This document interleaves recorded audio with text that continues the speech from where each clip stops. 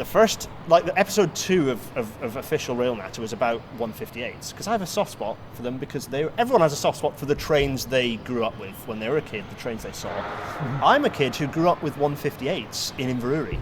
So I had 158s going back and forth. I think at the time they still had Regional Railways hybrid livery before ScotRail had kind of done the purple and green situation. But in that episode, there was an obvious gap. So there's a big gap in procurement of diesel units after kind of the sort of first, second gen stuff, and then there's a big gap, and then you got like the 210 trial, which didn't really go anywhere, and then to be honest, Pacers were next on the agenda, and then the Sprinters arrived. So what was that gap about? Was it just kind of that they renewed lots of stuff, and then like modernisation, post-modernisation, there was a gap? What happened to that? No, I think it's just the fact that those things that are built in the modernisation plan were actually quite good at what they did. And the procurement of vehicles was very difficult under Treasury rules for the railways. So what changes?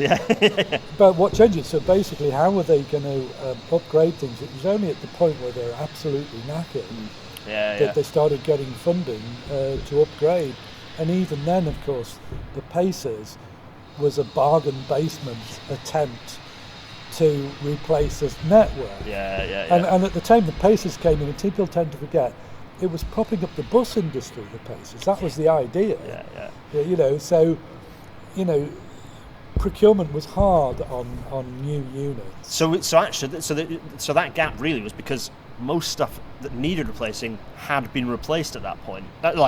So by the time you got to the end of the mid 60s, I think was where that gap started. So you'd got, by that point, it's kind of post-modernisation units, but they were like Mark 1 based multi units. And then they didn't need anything else because they'd kind of renewed it all, or it was local haul at that time. Yeah, that's right.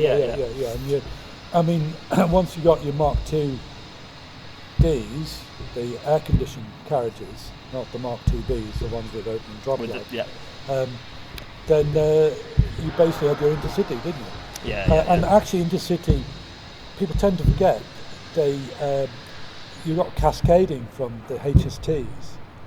So that once you got cascading, you had some regional services would be bombing around with 37s or whatever. So a lot of things are run with units now weren't run with units then. So it took a while before those things themselves got too old. And then suddenly and we'll get to the Pacer question because there's just interesting discussion about Pacers later. But Pacers kind of came about in a bit of a panic. So it was like, we need to do this. And the 210 was thought that was going to be the solution. Then it didn't. That didn't. What do you think with the issue? The 210 is the one that was it was a multiple unit, but it had the engine within the half the vehicle. It's like it's like what you get abroad, basically. The engine is above the floor. And it was in a Mark III shell, wasn't it? That's it.